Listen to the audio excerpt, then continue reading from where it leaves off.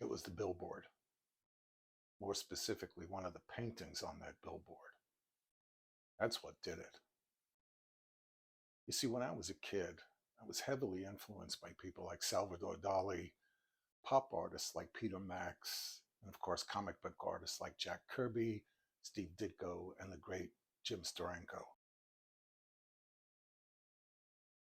It all started one sunny Saturday afternoon in the spring of 1967. My cousin Anthony and I were romping around Midtown Manhattan as we did on most weekends. Central Park, the Metropolitan, maybe a movie, definitely something to eat. We were cruising through Times Square when we first saw it, the billboard. A billboard that was reputed to be the largest in the world. A billboard that was now displaying the artwork for the upcoming release of the new James Bond film, You Only Live Twice. Now, it had been 2 years since the release of the previous Bond film, Thunderball, and in that time we were inundated with all the imitators, the Derek Flints, the Matt Helms, countless others. Some were okay, but most of them were pretty lame. Now, spread across this billboard was the famous 007 logo. And in the center O of the famous logo, Bond was in a Japanese bathhouse, surrounded by scantily clad women. So far, par for the course. In the 7 of the famous logo, he's in some sort of mini helicopter being chased by a bunch of bad guy helicopters. Okay, now we're starting to cook.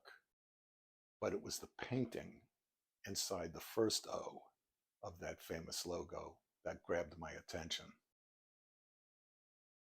In the painting, Bond is standing horizontally on the lip of some enormous crater. Beneath him, in the crater, is a missile with a communist red star painted on the side.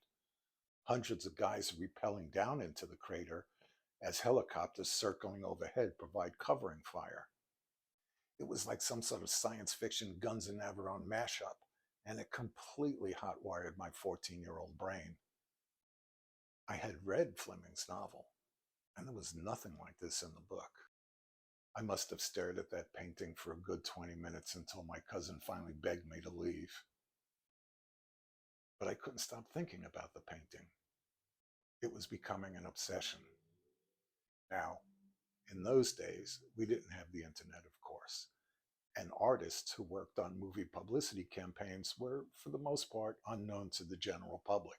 But I'd like to take a moment to acknowledge the works of Frank McCarthy and Robert McGinnis for the work on all those movie posters they did over the years. And now, back to our story. The movie opened in June.